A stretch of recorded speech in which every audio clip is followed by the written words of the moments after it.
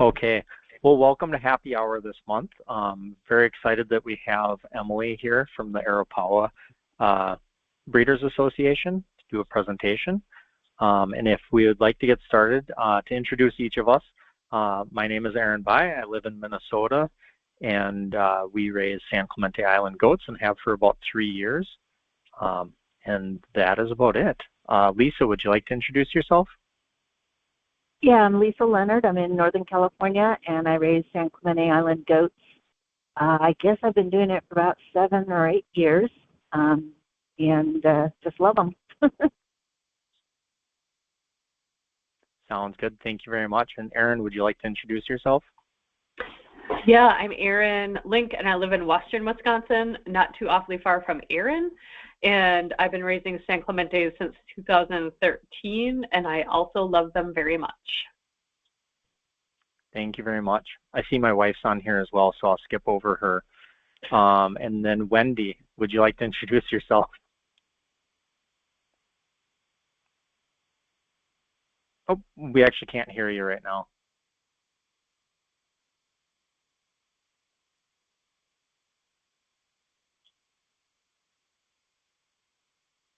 It shows that you're unmuted.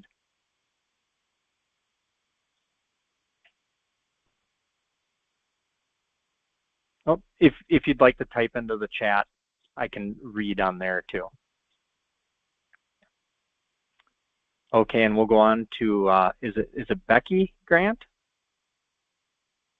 If you'd like to introduce yourself, you're more than welcome to as well.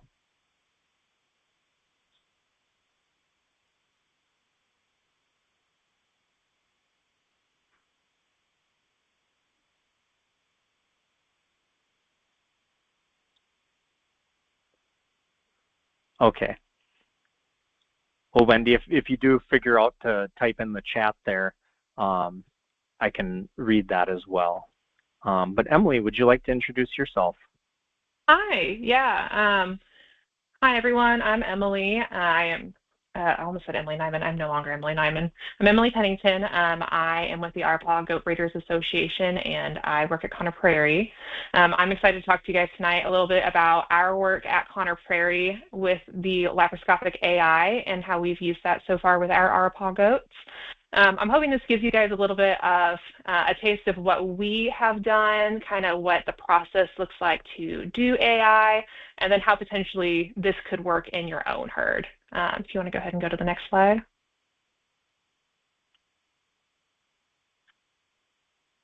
Well, can you guys still see it all right? I think it's thinking right now. Okay. I don't see anything. You're not seeing it? Okay. Oh, I think it's just popping up. It might have to think a second before it does anything. Okay, but you can see it now? Yes. So a little bit about me. I have been with the Arapawa Association since 2019, starting out as a volunteer for the website, trying to get that up to date. And then I have been at Prairie since 2013. I started out as a youth volunteer and worked my way up to as livestock manager. At Prairie, we're located in central Indiana. We are a living history site where I oversee a wide variety of heritage breeds. And honestly, the conservation is what driven me to continue to work with the heritage breeds and try to figure out how we can keep these animals here for our future generations. You can go ahead and go to the next slide.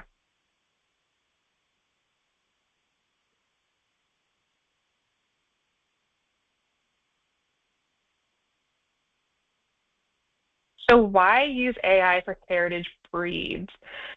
So one of the biggest challenges with the rare breeds is the limited gene pool. With the Arapawas, every goat in the U.S. descends from just a small handful of original goats. The same exists for you also as San Clemente breeders.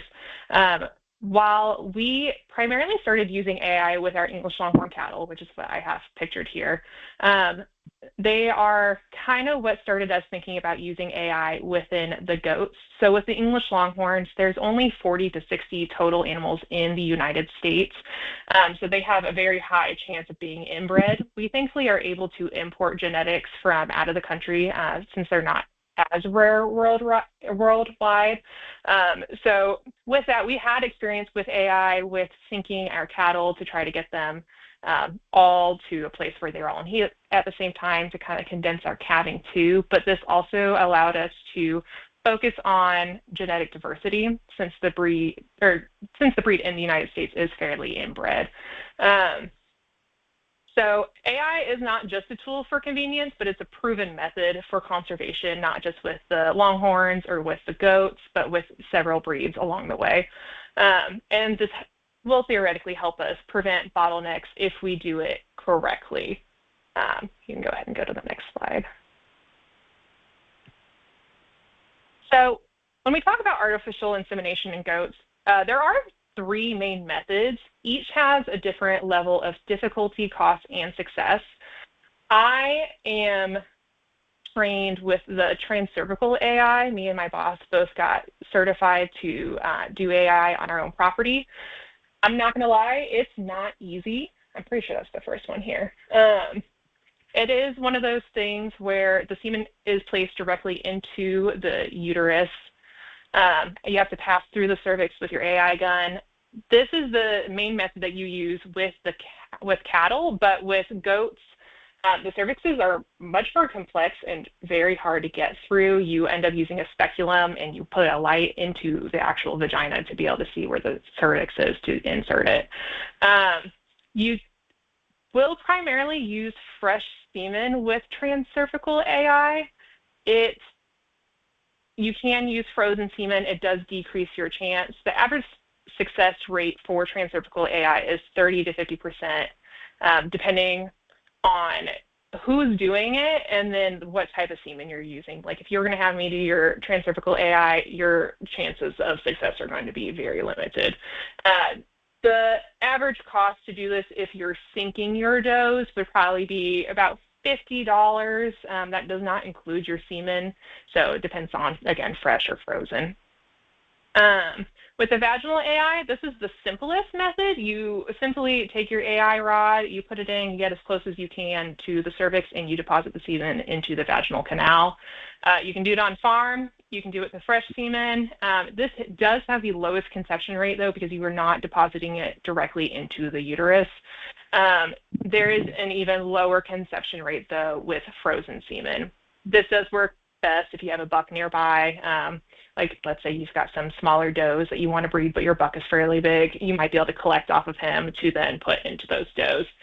Your success, though, with this, what I was finding is about 10 to 20% with fresh semen and is much lower with frozen semen. With this, all you're going to need is an AI rod, though, basically to just insert it. You could also use a turkey baster. With the laparoscopic AI, this is deposited directly into the uterine horns via small incisions. That's what's happening in the right photo. This does have a fairly high success, about 60 to 80% is the average. This is the best method if you are using frozen semen. It does require a vet to perform the procedure. The cost is around $150 to $450 per doe. This does depend on where you are regionally. That does include the vet, the hormones, and the semen. So, in short, the vaginal AI is the cheapest, simplest, and can be done at home. The transcervical is kind of your middle ground, but you can do it yourself if you're taught how to, but it's very much technician skill dependent. And then your lap AI is your most expensive, but does have the highest success rate, which is very important with these rare breeds. As breeders, we get to choose based off of our resources, what type of semen we have, and what our goals are, what we want to do. For us, though, the lap AI makes the most sense. You can go ahead and go to the next slide. Okay, sorry, I'm just going to move you over because I have notes.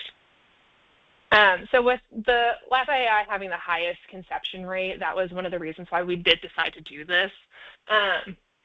It made sense for us too, because we are very fortunate to be only 40 minutes away from Reproduction Specialty Group in Lebanon, Indiana. They are very well known for their success with the artificial insemination.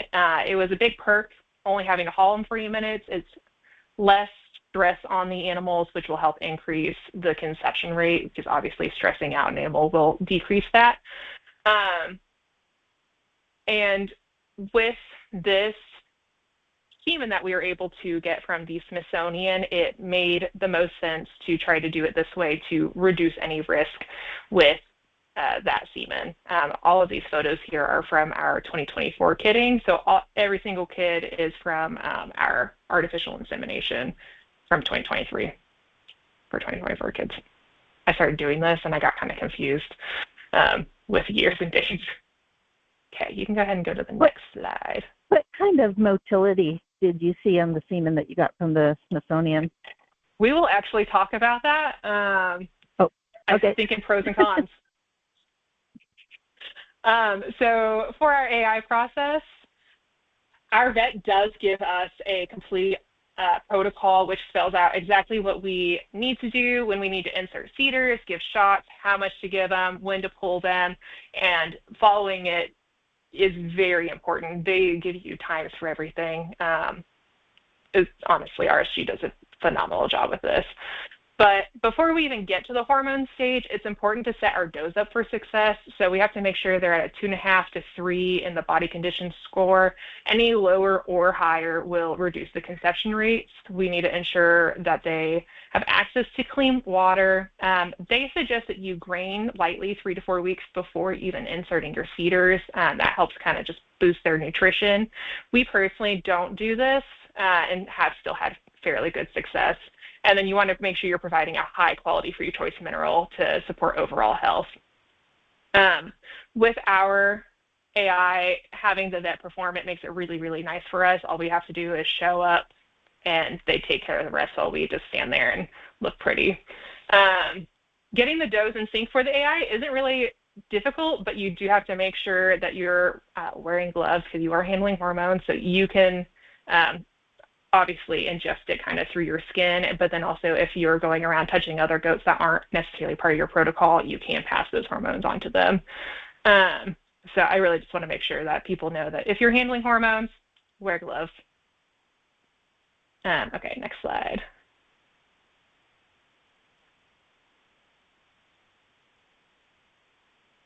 Oops, sorry, let me get really close. Okay, so for our 2023 breeding, so this is for our 2024 kids, I broke it down to our total cost. The semen from the Smithsonian, I say was free because it technically was, but we did end up having to pay for shipping for this, which I believe ended up being around $500. I couldn't find the exact receipt for that. But with that, we did breed 7 does. 6 of them took. You can see the breakdown there. So out of those 6 does, we ended up with 10 live kids. Triplets, they be happening. This does not include the semen storage for the actual artificial insemination. Okay, you can go ahead and go next slide.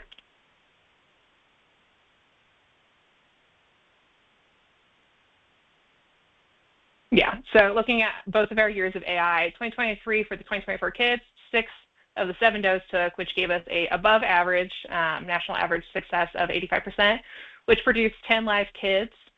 In 2024, for this year's kids, 4 of our 6 does took, so we're still within the national average at 66. This produced 9 live kids. Triplets, I don't know if AI just produces triplets more, I don't know. But we were pretty pleased with that. And then we did also do some ET work this year, which we only ended up 50-50 on that. 1 doe took, 1 doe didn't. The semen that we used for 2023 and 2024 was below the recommended motility percentage. We're not sure if what the semen looked like when they collected the bucks, if there was any sort of issues. But obviously we still had fairly high success with the breeding. In the 2023 breedings, we used 1 straw for all of the does, even though it was low motility. Did not have much issue with that. In 2024, the motility of the buck that we were going to use was so low that I ended up actually only breeding 3 does to it because I was very nervous of not having high success. And I bred the other 3 does to 3 other bucks that we had. And all 3 that we bred to the really, really low modal buck all took. And it was the other 3 that I bred to someone else that only one of them took. So being able to put it in the uterine horn really does help increase your chances, even with low motility, just because you are getting it as close as you possibly can to the egg.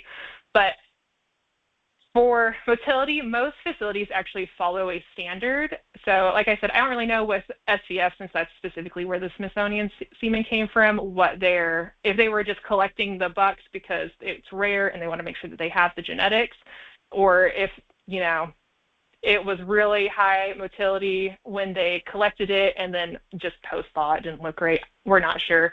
All of the sperms within the semen did look perfectly fine, so there was no issue on that end. But there are typically standards across different facilities to keep the motility high post-thaw. Okay, you can go ahead. Okay, pros and cons. Like anything, AI does have its pros and it does have its cons. One, you don't have to keep a live buck on your facility if you don't want to. I obviously would still suggest keeping a buck, just because if something doesn't take, you can cover it with a live buck and you still have babies.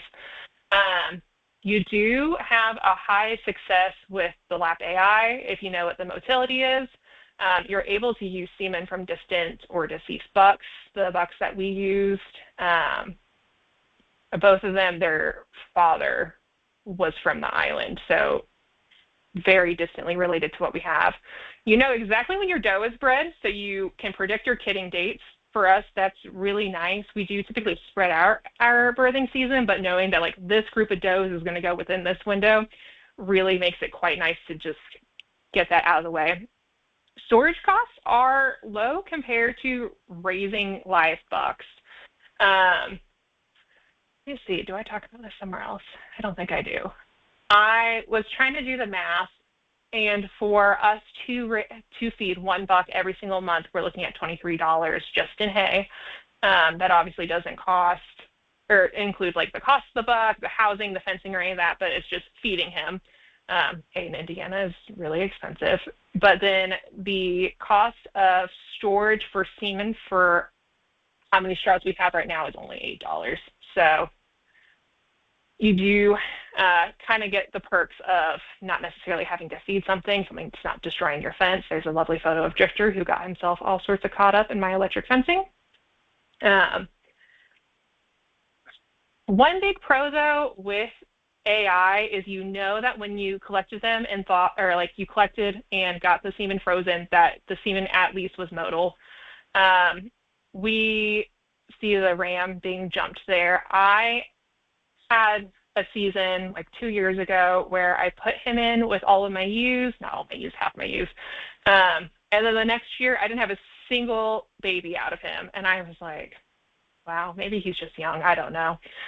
And we decided that we wanted to go ahead and get a breeding soundness exam done on him. So we had him jump and found out nothing was alive. He did not have a single live sperm. He was never going to be able to produce a live sperm.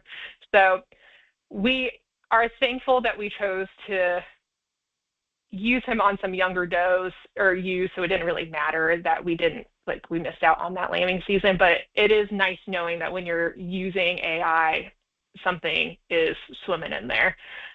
This is also why I do advocate for breeding soundness exams on any sort of males on your property that you plan on breeding. Cons, it does cost quite a bit to do this up front. It does require skill.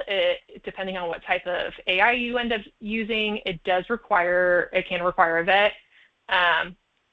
Obviously, it's not a guarantee you're going to get live kids. You can really hope and pray that you're going to get something on the ground, but at the end of the day, it's just up to chance.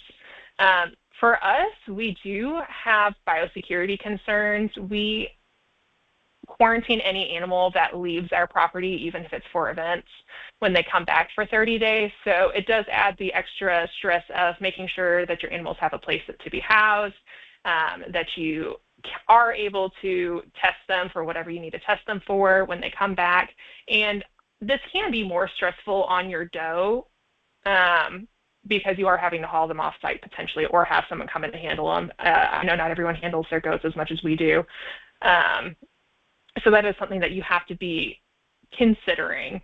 But there is a balance between the cost of a live buck versus the long-term cost of semen storage. But for us, with the AI and the genetics behind this, it did make sense for us to do this. You can go ahead and go on to the next slide.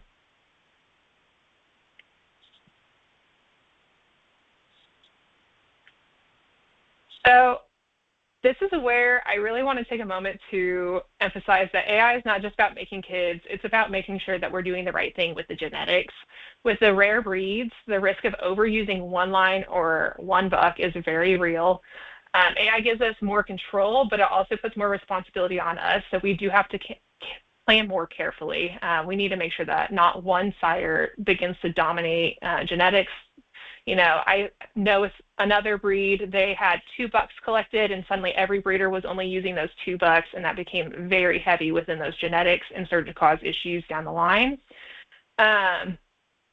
We have to make sure that we're sharing semen appropriately, or making sure that people have the right plans in place to kind of know, this is what I want to do this year, but this is kind of like my several-year plan, just to make sure you kind of have genetics planned out in advance.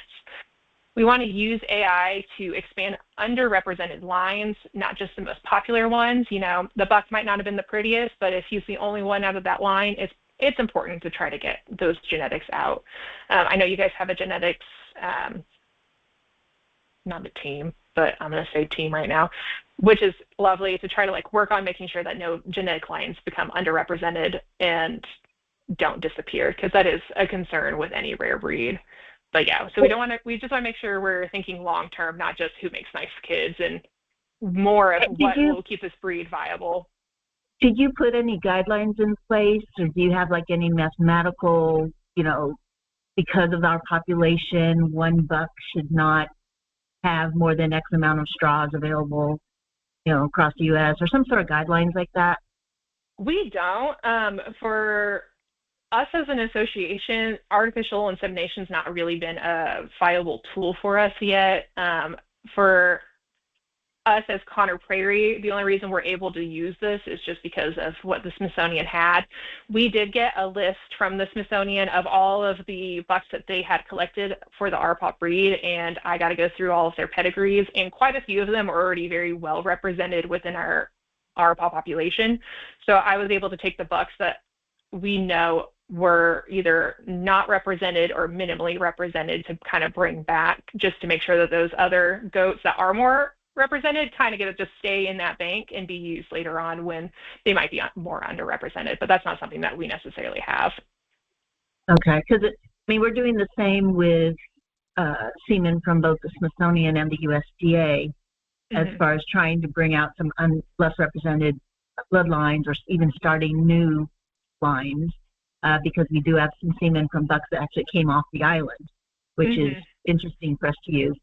But then there's another side of our genetics committee that is looking at having a current gene bank that we control. Probably, I think it's going to be hosted at RSG, and get breeders to tribute, semen to it, and then make it available for folks that, like you said, don't have bucks or just want to use specific ones. But it has been one of my big concerns that we don't become like, say some of the horse breeds where you've got the flavor du jour of the quarter horses, little Arabians, or whatever, and then all of a sudden every horse in that breed is related, right? And we can't afford that, but we have not done the hard work yet to figure out, well, what is the right protocol? Like, how many? Is it a matter of numbers? Like, there should be 10. Does it? Should we have some criteria based on who that buck is going to be bred to? I mean, have you guys done thoughts on that could kind of inform us as we Because it can become a pretty contested issue. Yes, it can. That is a very true statement. I know for me, with us at Connor Prairie, we line breed pretty closely with specific lines, but then what I do tell other breeders, like if AI becomes a possibility, it's one of those things where like if you have one buck and you're breeding that to your does every single year, is that any better than you using the same buck in AI for several years? It's just really hard to try to figure out where that line is, and it's very, I feel like, personal, what people feel is right.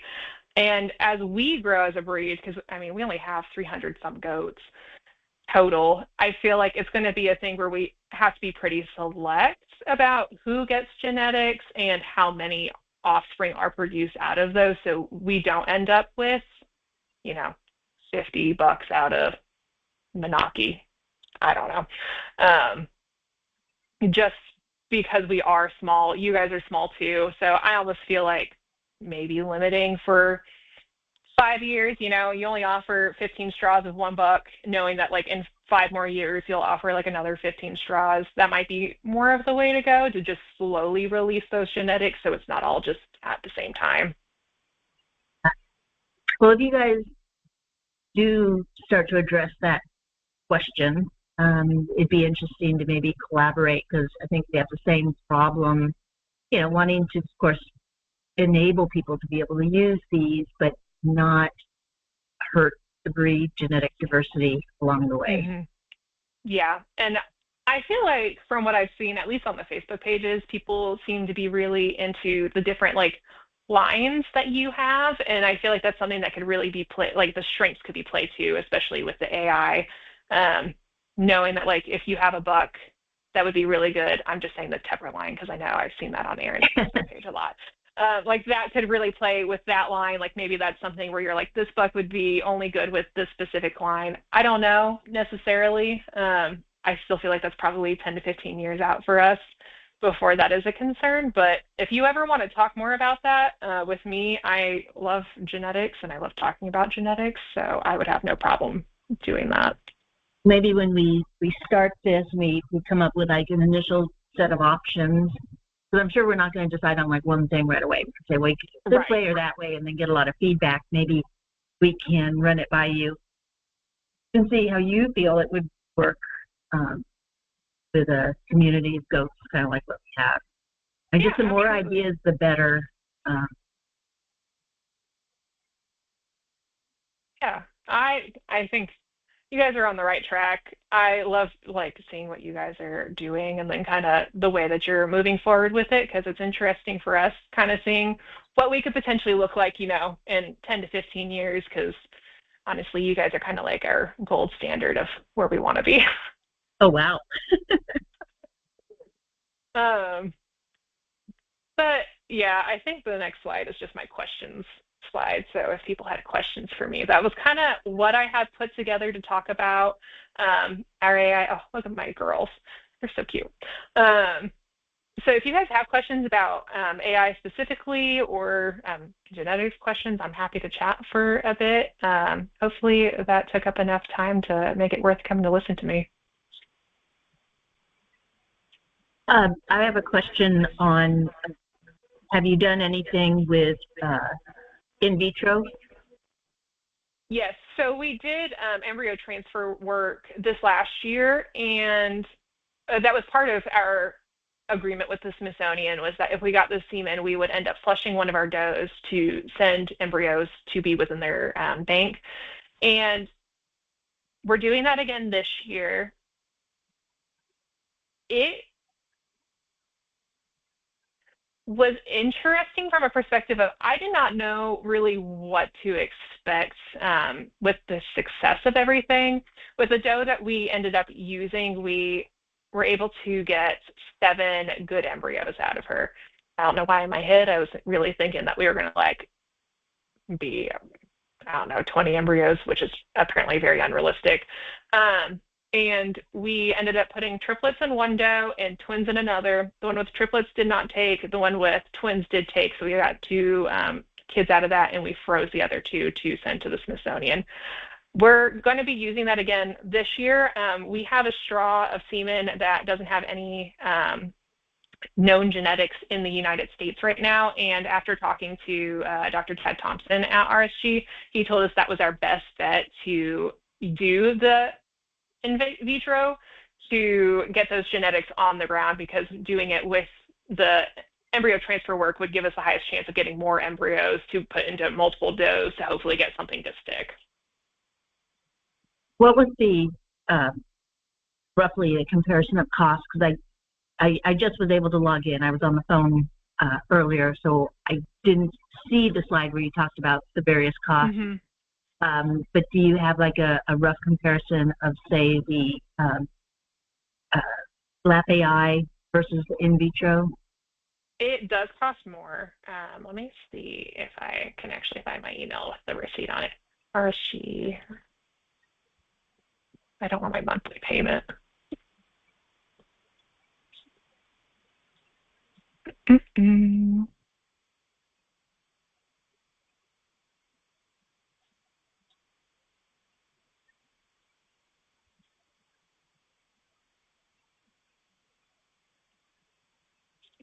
So doing that on the one doe cost us just over $1,000.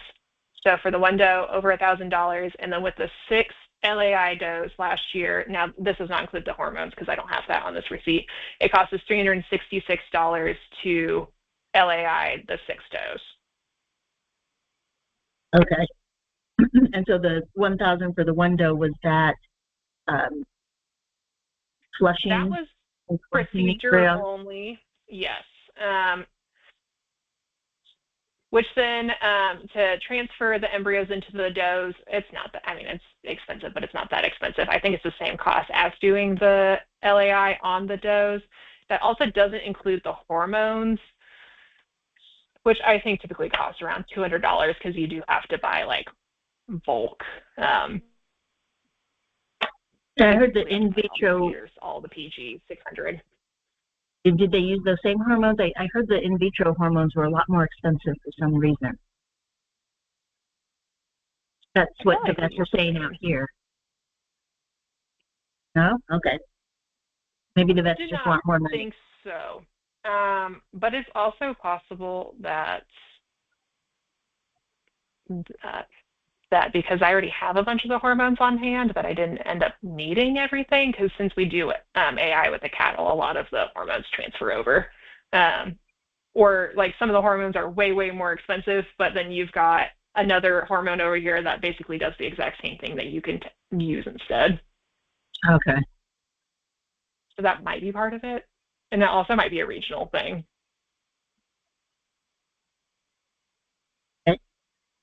Interesting, very interesting. Yeah. With the AI and with the embryo transfer work, there's a risk of potential injury or infection with the does, but most of the time the actual risk just comes from them like climbing on things after they get their incision, because they get a single incision, they get antibiotics. At least at RSG, this is what they do.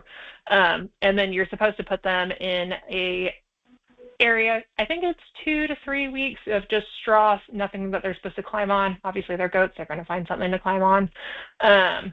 But we have not had any issues with infection. We have had no issues with them tearing out their suture. I think the biggest stressor for them is just us coming in and giving them their hormone shots. It's the same kind of incision for collecting flush does, doing the lab AI? Yes. Okay, so the same kind of risk there. Yes. And then they all get sedated. It's a light sedation, but we haven't had any issues. I was genuinely concerned with the Arapawas tending to be more of a feral type of goat, that the sedation was not going to go well for them. And we had one doe who maybe took like half an hour longer to come out of it, but we have not had any issues with the sedation. Nice. That was my biggest concern, was losing a doe to that. Yeah. I kind of have two, not quite questions, but comments. And my first one is, especially looking at that picture, not AI related, but like, I think I really enjoy looking at pictures of these goats because they look so similar to San Clemente. And I think it's a really fun way to like train your eye as to like, we can't always, judge a San Clemente by its pattern or color. But there's other defining markers or like how their structures look. So I love doing this for people that want to play iGames. But I do think about, it's more of that general question at large that's related very much to what Lisa was asking about earlier.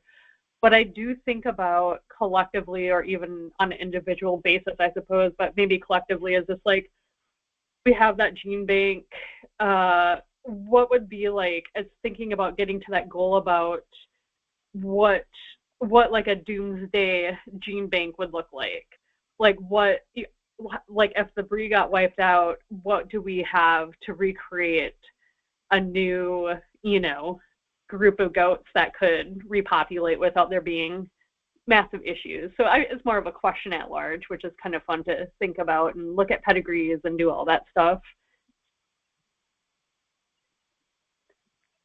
For sure. I know. For us, it's been interesting to try to figure out like how many generations, like how many generations far away do you want something before you kind of bring it back into the population?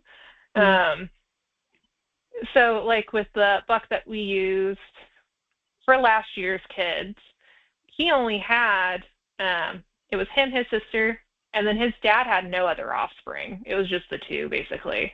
And so, but from those two offspring, that buck, he went around and he was very prolific. Like he had babies everywhere. Good for him. But within our own herd, it was like, okay, well, they're in the great-great-grandparents, or I have like the doe's grandparents in my herd, so I can go back and look at their pedigrees too. And it's like they're far enough out now where it's like those genetics are so limited that it's like, I'm going to bring those back in. But then like the doomsday thinking of like, what happens if our breed disappears? That's just one of those things where I'm like, I want to get every buck I have collected. I don't care if they're all siblings. Like you never know what's going to happen, or if there's a color variation or a genetic like thing in there that's going to make them unique. And that's kind of like where I start going like, oh, do I need to collect everything? I'm kind of in that same car right now, and I think I got Aaron Bly roped in with me to talk to a local guy that is a professor at River Falls that's going to guide me into semen collection. And it is like, I'm waiting for this other buckling to come up in mid-September, and I'll hopefully get him collected. But I'm like, yes, I feel like a Pokemon person where I want to collect them all.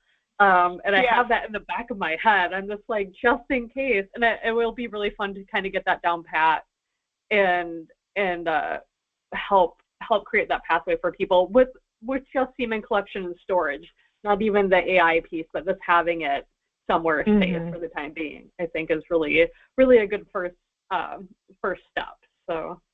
Yeah, 100%. We, some of our cows, I know that they're cows, but we were able to use semen from a bull from like the 60s and bring those genetics back in. And that to me is just fun. And so it's like, even if I never use this, it's going to be so nice knowing that someone else in the future can bring this back in and just get a taste of like what we were working on as breeders. Agreed. Yeah. Oh, yeah, your girl. Sorry, I love that picture of your gals right there. They're so chalky and happy. They were like, what in the heck are you doing? I was like rolling around on the ground, making noises at them. That littlest one, very littlest one, do you call that a brown with the white? Oh my gosh. So I don't know what I call her. I would almost just call her a tan. I know there's Colleen and she and I have two very different like color ideas for a bunch of different ones. That is one thing that, do you guys have standardized like colors or patterns with the San Clementes? Yes. although we suspect that they have more patterns than what we can get agreement on with the geneticists. Okay. But we're trying to keep a lot of good information about that. But I mean, basically following the same pattern, as our goats. Let's take your girl on the left. Those dark areas, that's her humelanin pigment, and that's going to either be genetically black or brown. There's some dilutions, but I don't think you guys have them. But that's why the little one, she seems distinctly brown. We don't have any that are as distinctly brown as that. We have some that I've suspected in the past, but that looks like it's a true brown. Yeah, so I guess in my head, that's Marigold. I would consider her a blonde. Her mom's actually the one to the right with the black shoulder and then her butt's facing us. That's her mom right there. But it's funny because then Maggie, Marigold's mom, her mother is blonde, what I consider blonde, so it looks like the littlest one. And then all of her daughters, all of her granddaughters are that exact same color. It does not matter what buck I throw on them. They are all that light color. And they almost turn a little red as they get older, but they stay fairly light. That's interesting. Because I mean, you've got the two different pigments, the black shoulders, the black on the face, and little girl's brown areas, or if you want to call them blonde. And then you have another pigment that is the tan areas or the white-looking areas. That's controlled by a different pigment, different set of genes. But like I said, I've not seen that obvious, I'll just call it obviously not black on one of ours. I've seen suspicions. And it's very interesting. I'd be interested to see all the parentage and the colors of the parents and see if it follows the genetic definition of how that black and brown, it's called the brown gene, but it controls black or brown color, to see if it follows what the geneticists believe inheritance-wise. That is one thing with the Arapawas we've had them now 10 years. I have yet to figure out colors, a rhyme or reason. You can put two goats that historically throw one type of color in their kids, and then one year you get one that's black, and you're like, where the heck did that come from? You get solid black? I've had two solid blacks, and they've never strayed. They didn't get any stripes on them, and I'm like, what the heck? But I don't have any other breed bucks on my property, so I'm like, I don't know what's getting in. Well, Aaron and I have some solid blacks, and we've been working on what we think is going on genetically. There's a mutation also that it could be, but it sounds like you guys have the same kind of issue.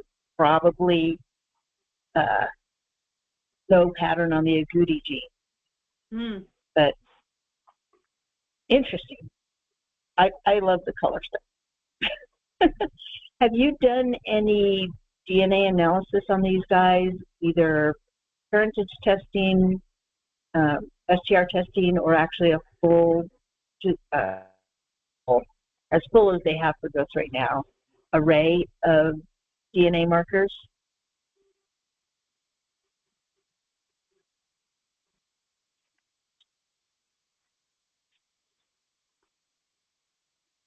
I may have lost sound. I'm not sure. We can hear you, Emily. We can hear you. We can't see you, but we can hear you.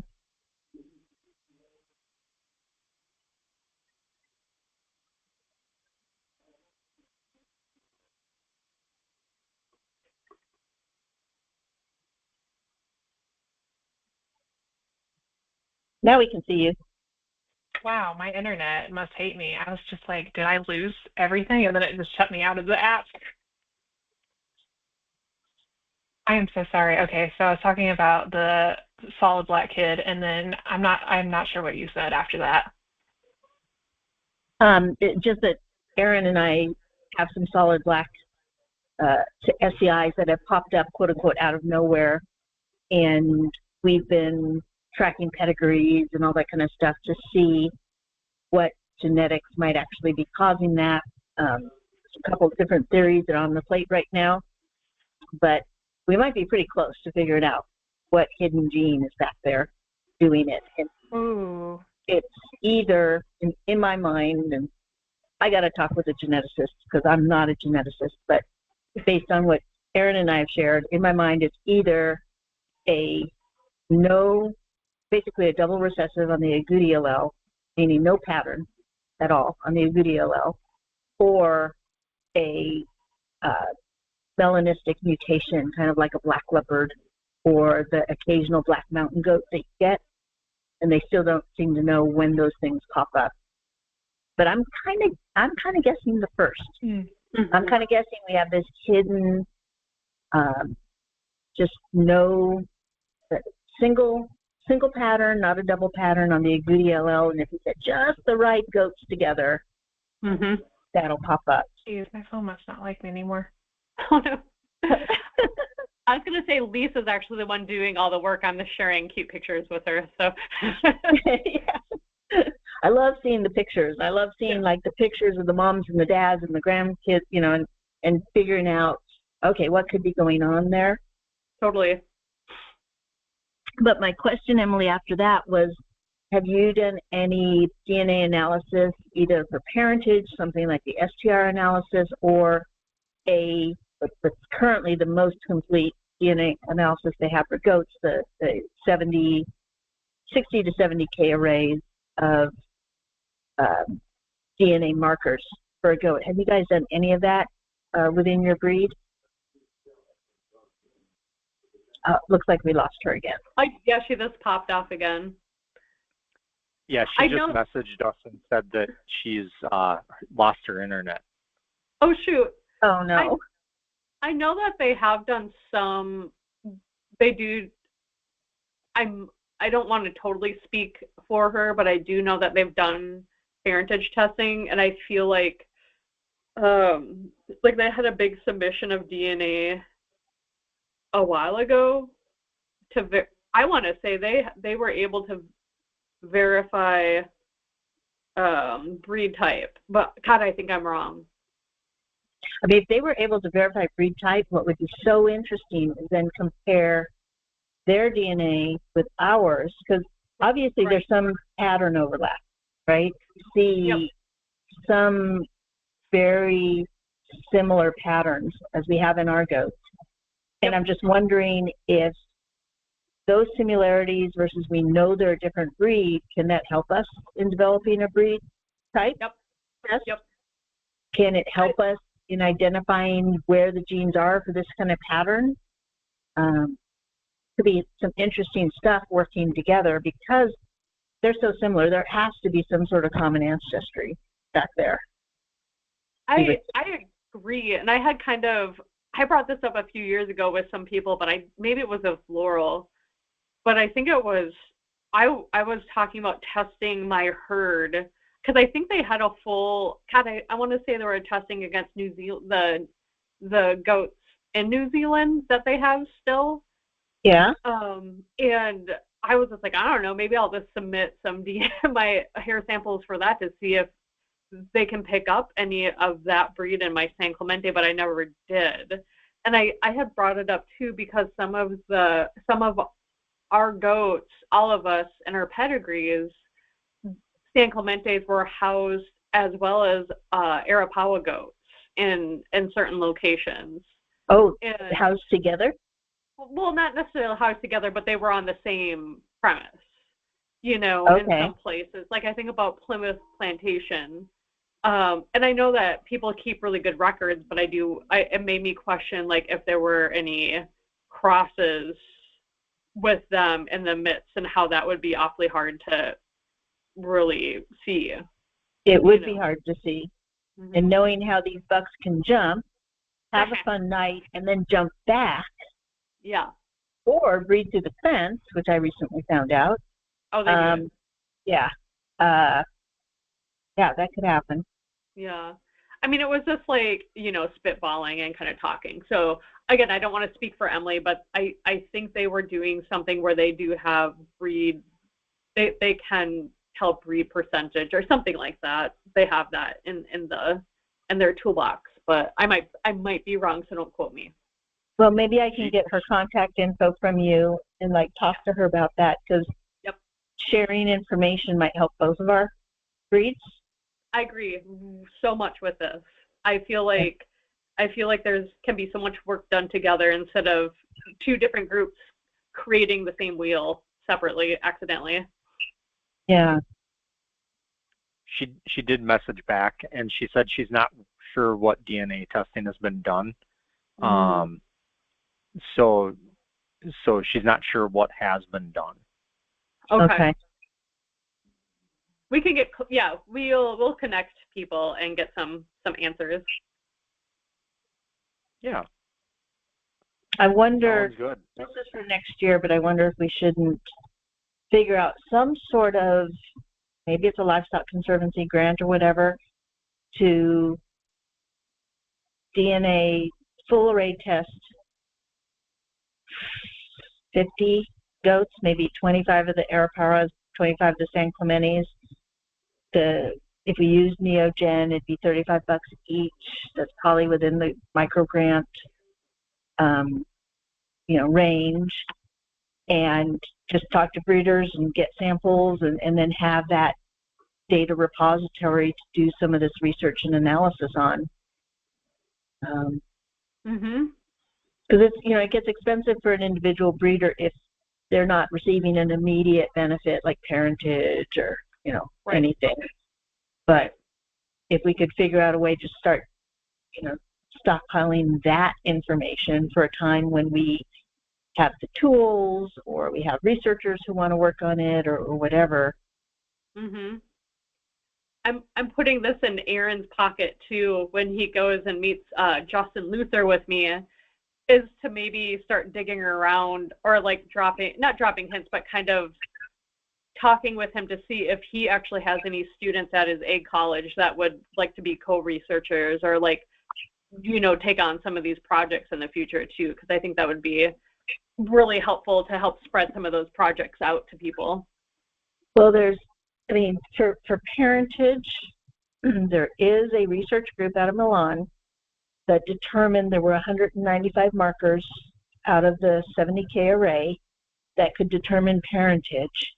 And it was a publicly funded project, and every one of their papers says that they're releasing what those markers are, and I can't get a hold of them. They're hidden, or the details, like the supplementary parts of those research papers, are all gone. And when I've contacted the researchers, they say, oh, no, they're there. And I'm like, no, they're not. It doesn't identify the 195 markers, because if it identified the 195 markers, we could get that test done at Neogen and do parentage ourselves. Wow. Right? But I don't know why they retracted the details of those markers. Huh. And so one thing that a research group could do in association with us is maybe they'd have the credentials to actually get those people to cough up the actual markers, right? Okay. And second is, even if we couldn't get them to cough up the actual markers, they did release which gene those markers were on and how many of those markers were on each gene.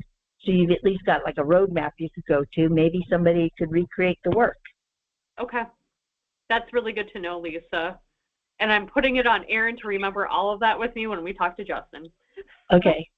Send me an email and I'll write up what that is, and I can send you the links to the documents. That's great, Lisa. See if we can find someone who will help us with this. Yes, I love it. I'm doing the email now. That sounds so good. And I do just want to say thank you to Emily, even though she's not on here anymore. For the presentation. That was wonderful to have her on there. I messaged her a little bit on Messenger here, and she's gotten back to me. So, but yeah, thank you very much. It's always great to have a happy hour that's well attended, and Thank you, Wendy, for being here. I know you couldn't talk, but maybe we'll get that figured out sometime. I know that there's been a couple people that have had trouble with audio on this platform, and I'm not sure what that is. I know I haven't had any issues, but I know it happens. So, yeah. Does anyone else have anything that they want to talk about, or we can pop off?